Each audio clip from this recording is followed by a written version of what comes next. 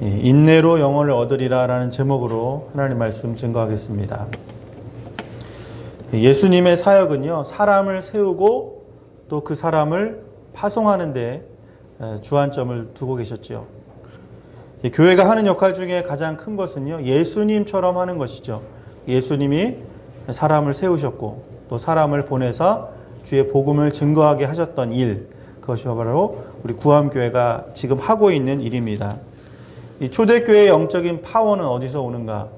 초대교회라고 해서 번듯한 건물이 제대로 있었거나 또 연보가 또 충만했거나 이러지 않았습니다. 그 연약함 가운데서도 세계의 복음을 위해서 선교사를 세우는 것, 또 적임자를 계속적으로 길러내는 것, 그것이 바로 초대교회의 능력이었다라는 것이죠. 베드로가 그 일을 감당했지요. 바울도 또 예수님의 제자들도 또 무명의 많은 예수님을 따르고자 했던 사람들, 또 복음을 위해서 살고자 했던 많은 사람들이 바로 주님의 발자취를 따라서 살았던 것처럼 우리 구암교회가 올 한 해뿐만 아니라 주님 오시는 그날까지 예수님이 하셨던 사람을 세우고 또 사람을 보내는 그 일 가운데 우리가 최선을 다했으면 좋겠습니다. 교회는 어떤 곳인가요? 예수님의 고민이 있었을 거라고 저는 생각이 들어요. 예수님의 고민은 무엇이었을까요? 하나님의 아들이신 예수님이 못하실 일이 없으시죠? 그렇죠? 자, 예수님이 말 한마디면, 말씀이시면 모든 게 다 가한데 왜 예수님은 3년 반 동안만 이 땅 가운데 사역하시고 세상을 떠나셨을까요? 그러면 그 나머지는 누가 책임져야 돼요? 그 나머지는 어떻게 됩니까? 그것이 바로 예수님이 이 땅 가운데 복음을 심으시는, 복음이 땅끝까지 전해지는 데 있어서 예수님의 그 고민이 해결되는 부분이 바로 오늘 함께 읽었던 마태복음 10장의 말씀이라는 것이죠. 오늘 마태복음 10장 1절이 이렇게 시작해요. 10장 1절 말씀. 예수께서 그의 12제자를 부르사 더러운 귀신을 쫓아내며 모든 병과 모든 약한 것을 고치는 권능을 주시니라. 아멘. 자, 예수님은 단 3년 사역하시다가 가셨는데 그러면 그 일을 누구에게 맡기셨다고요? 제자들을 세우시고 그들에게 예수님의 권능을 부여하셨기 때문에 이제는 예수님이 계시지 않더라도 예수님의 역사, 복음의 능력은 계속적으로 진행형이라는 것이죠. 오늘 말씀하시지 않습니까? 귀신을 내어 쫓으며 병든 자를 고치며 모든 약한 것을 새롭게 하는, 여러분 그것만큼 큰 권세가 어디 있습니까? 예수님이 하셨던 일들을 그 제자들에게 다 부어주셨다는 것이죠. 그러나 제자들은요, 인간인지라 두려워했습니다. 예수님이 안 계시면 어떡하지? 예수님 떠나시면 어떡하지? 요한복음 14장 18절에 예수님은 이렇게 약속하셨습니다. 내가 너희를 고아와 같이 버려두지 아니하며 그리고 내가 너희에게 다시 오리라 라는 약속을 하셨던 것이죠. 자, 여러분, 이건 예수님의 말씀이잖아요. 예수님이 참 많은 능력을 보이셨어요. 30가지가 넘는 기사와 이적과 표적을 보이셨어요. 그런데 예수님이 제자들에게 뭐라고 약속하셨냐면 요한복음 14장 12절에 이렇게 약속하십니다. 우리 함께 읽겠습니다. 시작. 내가 진실로 진실로 너에게 이르노니 나를 믿는 자는 나의 하는 일을 할 것이요 또한 이는 내가 아버지께로 감이라. 아멘. 이 말씀 이대로 믿으십니까? 예수님이 이 땅을 떠나시기 전에 제자들에게 약속하신 말씀이에요. 내가 떠나지만 내가 너희에게 능력을 부어주는데 너희가 내가 했던 것보다 더 큰 일을 하리라 말씀하셨습니다. 예수님은요, 이스라엘이라고 하는 작은 나라에서 태어나셨잖아요. 그렇죠? 이스라엘을 벗어난 적이 어렸을 때, 그러니까 애굽으로 피신 갔을 때 외에는 없었는데 그때는 어떤 대단한 능력을 행하시지 않았었던 공생의 전 기간이에요. 그러니까 어떻게 보면 예수님의 세계관은 이스라엘, 그저 애굽 어렸을 때 잠깐. 그런데 예수님을 믿는 복음의 사람들, 예를 들면 바울은 어땠습니까? 어디까지 갔어요? 소아시아를 넘어서 그렇죠? 아덴을 넘어서 로마를 또 서바나를 가고자 했던 그 열정, 그 마음. 여러분, 바울 한 사람만 봐도 그 지역적인 그 한계만 봐도 이 말씀이 그대로 이루어졌잖아요. 오늘 예수님을 믿는 저와 여러분, 하나님께서 능력 부어주시고 예수님이 함께 하심으로 말미암아 이 말씀 언약대로 예수님이 하셨던 그 사역, 우리가 그 발자취를 따르고 예수님이 우리에게 주신 그 권능, 정말 예수님의 능력으로 이겨내는 여러분 되시기를 바라겠습니다. 여러분, 교회에서는 전도를 강조하잖아요. 그렇죠? 전도란 무엇인가? 전도라는 말의 뜻은요, 하나님의 말씀을 전하는 것을 전도라는 것이죠. 이 헬라어 원어로는 유앙겔리온이라고 하는 단어예요. 유앙겔리온. 이것은 영어로는 God spell이라고 하는 뜻으로 해석이 되는데 하나님이 말씀하신 거예요. 유앙겔리온. 하나님이 말씀하시는 것을 누가 들은 거예요? 복음을 전하는 자. 그리고 그 들은 대로를 전달하는 것. 그것을 바로 전도라고 하는 거예요. 전도라는 것은 소위 말하면 한문은 다르지만 바로 같은 거예요. 이쪽에서 저쪽으로 흐르는 게 바로 전도라는 거예요. 이쪽은 뭡니까? 하나님의 세계, 하나님의 영역. 그런데 지금 내 맘대로 살아가는, 세상 속에서 살아가는 누군가, 그 사람을 어디로 옮겨야 돼요? 하나님께로 옮기는 거예요. 그게 바로 전도라는 거예요. 자, 전기는 내가 만드는 겁니까? 한전에서 보내주는 겁니까? 한전에서 다 알아서 보내줘요. 여러분, 그냥 달달이 그냥 지로용지만 잘 처리하면은 전기 들어오는 거는 걱정 안 해도 돼요. 내가 왜 전기를 만들려고 그래요, 여러분? 자가 발전하는 게 아니라 나는 그냥 구리선이 돼가지고 그 믿지 않는 분에게, 하나님을 모르는 그 사람에게 정말 다리의 역할만 하는 거예요. 하나님은 당신을 사랑하십니다. 하나님이 당신에 대한 계획이 있습니다. 하나님을 믿으면 너무 좋습니다. 우리 구암교회 사랑이 넘칩니다. 우리 한번 주일날 같이 가시죠. 여러분, 이게 바로 뭐라 그래요? 전도라는 거예요. 내 능력을 보여주는 게 아니에요. 내 대단한 어떤 선행을 그 사람한테 보여줘서 감복해가지고 그 사람 교회 나오는 것, 그거 아니에요.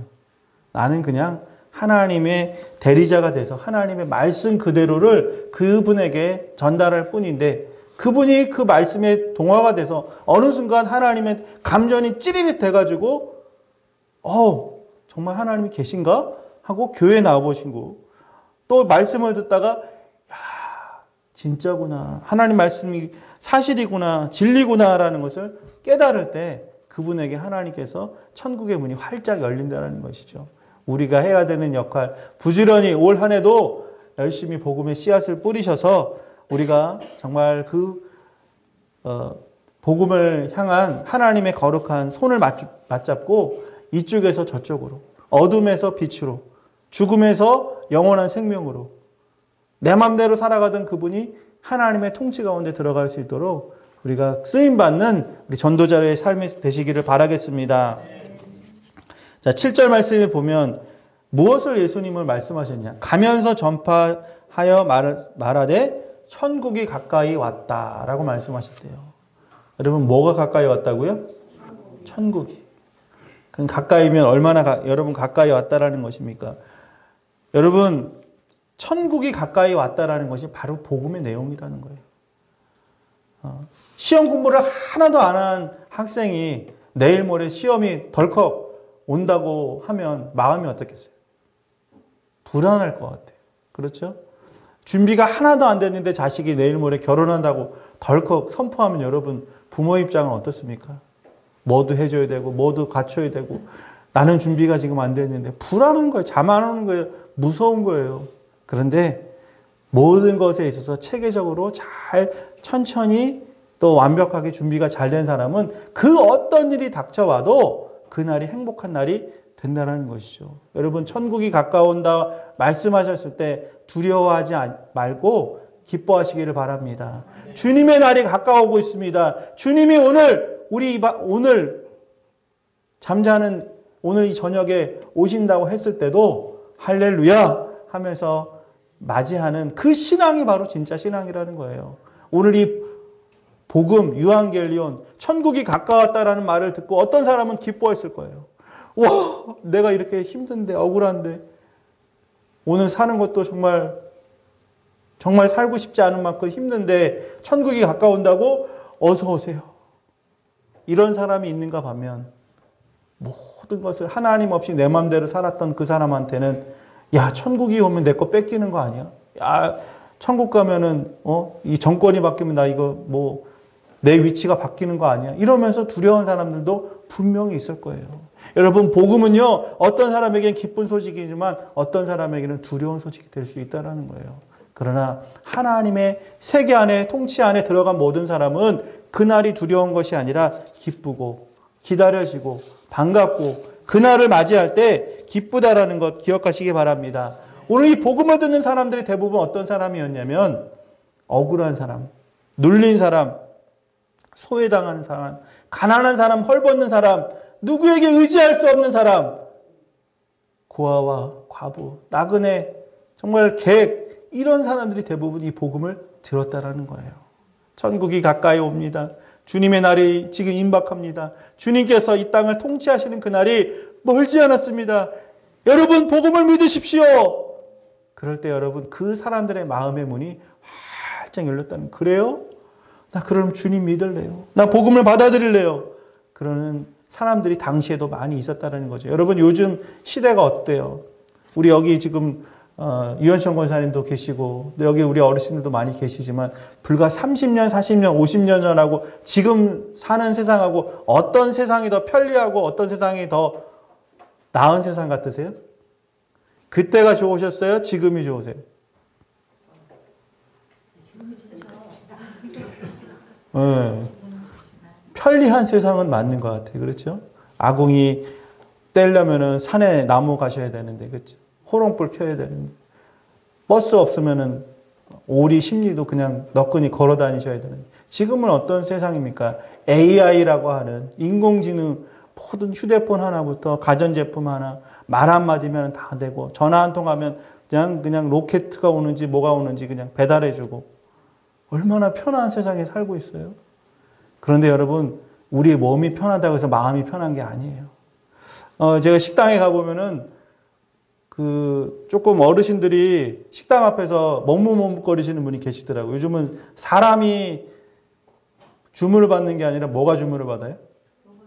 네, 컴퓨터 하나, 화면 하나에다가 눌러야 되는데 왜 이렇게 복잡한지, 뭘 이렇게 그냥 해야 되는 일이 많은지. 그냥 앉아있으면 그냥 또 서빙을 와가지고 웃으면서 뭐 드실래요? 이렇게 되는데 또 누가 그냥 바퀴 달린 애가 누가 와요?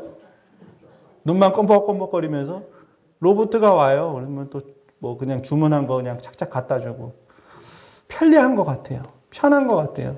그런데 꼭 편한 것이 좋은 것은 아니라는 것이죠. 여러분, 스마트가 이제 그 말 자체가 좋은 거잖아요. 현명한 거고 똑똑한 거고. 여러분, 전화번호 예전에는 30개, 40개 외우시던 분이 자기 번호도 모르시더라고요. 내가 물어보니까. 스마트폰 가지고 다닌다고 해서 스마트해지는 게 아니라 더 우리 기억력이 필요가 없어진 도태되는 이렇게 그런 것들을 보게 됩니다. 문명의 이기가 현대 사회가 더 좋은 나은 세상을 주는 것 같이 보여지지만 여러분, 오히려 옆에 아파트 사시는 분 위아래 집, 앞뒤 집 누가 사는지 관심도 없고 사실 그런 것들이 정서가 메말라가는 것들이 우리의 삶에 보여지지 않습니까? 여러분, 신앙적으로는 어떤 것 같아요? 교회, 이전에 다녔던 교회, 내가 경험했던 교회, 또 여러분, 여름방학, 겨울방학이면은 가족들끼리 또 이렇게 마음 많은 사람들끼리 기도원 가가지고 뜨겁게 기도했던 그 기도원에 대한 어떤 향수라 그럴까요? 그런 정서들. 지금 찾아보기가 어렵더라고요. 얼마 전에도 우리가 교회에서 기도원을 갔다 왔는데 참 안타깝더라고요. 그 넓은 장소에 뜨문뜨문 앉아 계신 얼마 되지 않는 분들이 정말 그래도 나라를 위해서, 가정을 위해서 기도하러 오셨는데 이전의 모습하고는 너무나 다르다는 것이죠. 교회의 숫자도 줄어가요. 사람들의 영적인 것을 찾는 것에 대해서 별로 관심이 없어요. 왜냐하면 편리한 세상에 살고 있기 때문에, 부족함이 없이 살아가고 있기 때문에. 여러분, 지금이 바로 오히려 복음이 더 필요한 세상이라는 거예요. 우리 마음을 둘 곳이 없습니다. 우리가 어디에다가 의지하면서 지식적인 것들은 얻을 수 있지만 하나님의 지혜를 얻는 것은요, 유일하게 하나님의 말씀밖에 없습니다. 이 말씀을 듣는 곳이 어디예요? 교회입니다. 하나님의 말씀이 선포되는 곳이 바로 오늘 이 거룩한 주일 아침 하나님 앞에 드려진 예배 가운데, 우리의 심령 가운데, 우리 메마른 마음 가운데 담비와 같이 하나님의 말씀이, 하나님의 위로가 오늘 전해지고 있는 거예요. 우리 모이게 힘쓰시길 바라겠습니다. 오늘 주일 하나님 앞에 예배하는 데 있어서 여러분 최선을 다하시기를 바라겠습니다. 모든 시간, 모든 내 에너지, 모든 것에 하나님 앞에 초점을 맞춰서 오늘 이것에 내가 승부를 걸리라. 오늘 이 예배 드리는 것에 내 삶을, 사활을, 이 한 주간을 내가 모든 것을 투자하겠다. 그런 마음으로 여러분 드린다면, 여러분 이 시작되는 이 한 주간이 하나님이 얼마나 우리의 삶을 분명하게 인도하실까요? 정말 오늘 이 초대교회 전도자들의 마지막은요, 그 마지막 기도는 무엇이냐면 마라나타였어요. 주 예수여 오시옵소서. 오늘 말씀이 그런 내용들 아닙니까? 예수님 제자로 살면 승진하고 주식도 대박나고 내 길도 만사형통한다. 걱정 말아라 말씀하신 것이 아니라 반대로 예수 잘 믿으면 어려움 당하고 복음 전하다 보면 정말 원치 않게 공회에 끌려가고 임금 앞에 서게 되고 채찍을 맞게 되고, 너 예수 제대로 믿게 되면 복음 전하다 보면 너를 핍박하는 사람들을 만나게 될 텐데 그 핍박이 너무나 힘들 것이다. 그래서 비둘기처럼 순결하고 뱀처럼 지혜로워야 된다라고 오늘 예수님이 전도자들을 훈계하고 양육하고 또 그들에게 지시하고 있다라는 거예요. 여러분, 우리가 주님의 복음의 옷을 입고 나아갈 때 세상은 우리를 반겨주는 것보다 오히려 우리를 삼키려 하는 일들이 너무나 많습니다. 16절 말씀에 보면 보라 내가 너희를 보냄이 양을 어디로요? 이리 가운데 보냄과 같도다. 오늘 이 그림을 보세요. 양은 공격형 동물이 아니지 않습니까? 그렇죠? 가장 연약한 동물 중에 하나가 양이에요. 여러 가지 약점이 많잖아요. 눈이, 시야가 약하기 때문에, 또 몸의 전체 비율 중에 다리가 짧기 때문에 도망가기도 수월치 않고, 한번 넘어지면 사람이나 누구 도움 없이는 일어날 수 없는, 정말 그냥 공격성이라고는 거의 제로에 가까운 이 양이 어디로요? 승냥이, 이리, 늑대, 우리를 언제라도 잡아먹으려 하는 그 굶주리고 있는 늑대, 그 소굴 속으로 우리를 보낸것 같다. 예수님이 말씀하신 거예요. 여러분, 저는 이 장면을 묵상하면서 이런 생각을 했어요. 양이 얼마나 버틸 수 있을까? 양이 도망가다가도 잡힐 것이고, 그렇죠? 이거는 싸움의 거리가 되지 않는데, 근데 양이 어디 우연히 이리를 만나는 것이 아니라 예수님이 양을 이리 가운데 보냄과 같다라고 말씀하시는 거예요. 누가 보낸 거예요? 그렇죠. 하나님이, 예수님이 어린 양과 같이 보여지는 정말 아무런 공격성도 없고 대처할 능력도 없고 정말 속수무책인 이 어린 양 하나 같은 주님의 제자들을 저 거친 세상 속으로 등을 떠밀어서 보낸다라는 거예요. 여러분, 이게 저는 여기서 희생을 본 거예요. 십자가. 왜 보냈을까? 여러분, 구약의 의미가 바로 그거잖아요. 양을 바쳐서 희생 제물로 드렸던 것. 바로 예수님이 희생 제물이 되어서 십자가에 달려 돌아가신 것. 그렇지. 이것은 누가 봐도 정말 뻔한 싸움도 아닌, 정말 그냥 먹잇감이 되고 주어지게 되고 버려지는 것 같고, 정말 어떻게 보면은 이렇게 하면 안 되는 것 같은 그런 가운데도 예수님은 그렇게 양을 보냈다라는 거예요. 왜? 그것 가운데 잃어버린 한 사람을 찾기 위해서. 누군가의 희생을 통해 누군가를 피를 흘려야 되기 때문에 그것을 위해서 예수님의 제자들을 오늘도 그들 가운데 보냈다라는 거죠. 여러분, 세계 인구가 80억 가까이 되는데 이 80억의 수많은 사람들, 모든 나라들이 다 오늘 우리가 예배드리는 것처럼 자유롭게 예배드리는 나라가 많이 없어요. 4분의 1이나 될까 말까입니다. 공산주의 국가는 어떻습니까? 저 북한, 미얀마, 중국 이런 것에 가서 여러분 이렇게 예배 드릴 수 있는 공간이 없습니다. 숨어서 예배 드리는 거예요. 위장해서, 지하에서, 말도 못하고 눈빛으로. 그러다가 잡히면 처참하게 그냥 이리에게 뜯기는 그런 것처럼, 그곳에 가 계신 많은 선교사님들이 그런 생명을 담보로 해서 자신의 생명을 다 주기까지 복음을 전하기 위해서 살아가는 거죠. 여러분, 이슬람 이런 나라, 이슬람 국가들이 상당히 많잖아요. 그 이슬람 국가에 파견된 그 선교사님도 마찬가지예요. 전도가 안 돼요. 전도할 수 없어요. 대놓고 내가 선교사라 그러면은 바로 그냥 성경책 하나 모르고 그 가방에 넣어놨다가 입고 가잖아요. 바로 그냥 이민국에서 감옥서로 가는 거예요. 고문하고 죽이고. 그걸 알면서도 여러분, 우리가 이렇게 자유롭게 예배드릴 수 있는 것, 하나님을 찬양할 수 있는 것 감사하시기 바랍니다. 그런 나라에 지금 우리가 살고 있다는 것, 그 얼마나 큰 특권입니까? 자유롭게 하나님을 찬양하고 예배하고 성경책 볼 수 있는, 전도할 수 있는 그런 나라에 우리가 살고 있는데, 그것에서만 주님은 우리를 여기에만 위해서 부르신 것이 아니라 양을 이리 가운데 보내신 같이 먼저 예수님이 하셨던 것처럼 우리의 삶을 정말 주님을 알지 못하는 그 한 사람을 위해서 보내신다는 거죠. 여기서 보면 너희가 임금 앞에 서고 또 총독 앞에 또 권세자들 앞에서 당하는 그런 일들뿐만 아니라 밑에 내용을 보면 21절 말씀에 장차 형제가 형제를, 아버지가 자식을 죽는 데에 내주며 자식들이 부모를 대적하여 죽게 하리라. 이게 무슨 말씀이냐면, 여러분, 나를 핍박하는 사람이 멀리 있는 타자가 아니라 내 가정에 있는 사람들조차 내가 예수 믿는 것 때문에, 복음을 전하는 것 때문에 나를 핍박하고 공격하고 나를 어렵게 한다는 것을 예수님이 제자들에게 미리 말씀해 주신 거예요. 여러분, 믿지 않는 가정에 시집 오신 우리 부모님들 생각해 보십시오. 얼마나 핍박이 강합니까? 제사 지내야 되는데, 나는 예배 드리고 싶은데 가정은 제사 지내는, 불교에 믿기 때문에, 또 일반적으로 그냥 예수 안 불교 아니더라도 예수 믿는 거 핍박하는 것 때문에 그런 일들이 너무나 많이 있습니다. 여러분, 우리가 학생들이 다니는 학교 복음화율이 단 3%래요. 전체 100명이 학교를 다니면 평균적으로 3명이 지금 예수 믿는 학생으로 통계적으로 나오고 있습니다.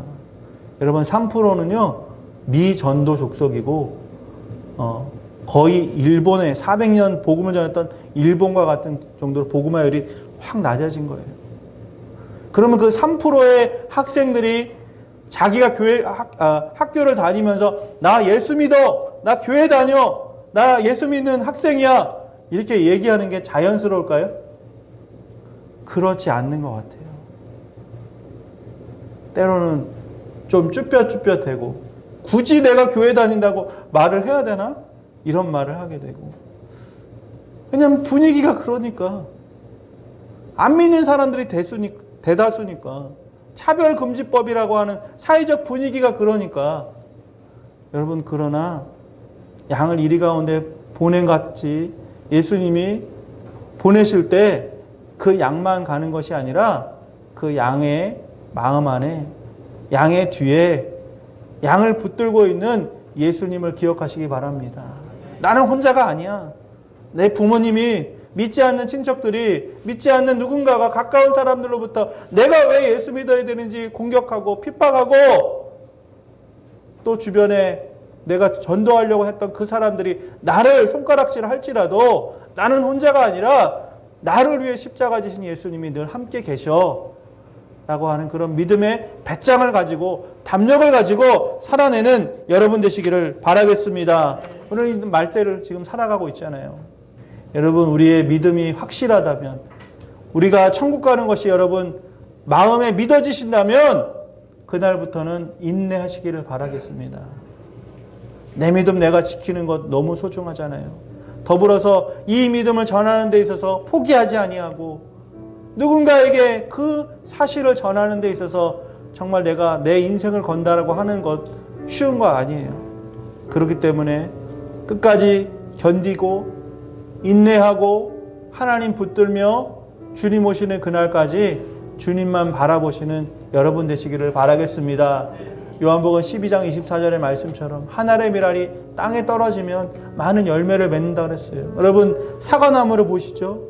그 사과나무의 시작은 뭡니까? 작은 씨. 그 사과의 안에 들어있는 몇 알 안 되는 그 씨앗 그것을 통해서 시간이 흐른 다음에는 그 사과나무가 되고 그 사과나무에서 수백 또 미래에는 수천 개의 잠재적인 사과가 맺어지는 것처럼 오늘 여러분이 사과씨 한 알의 밀알 되어서 오늘 썩어지고 보내받은 그곳에서 정말 희생하고 그곳에서 눈물의 씨앗으로 하나님 앞에 기도할 때 머지않은 미래에 하나님께서 그것이 옥토같이 변화되고 정말 민둥산이 아름다운 꽃밭으로 정말 꽃으로 만발한 아름다운 산으로 바뀌어질 것을 믿습니다. 우리 함께 기도하실 때 우리 함께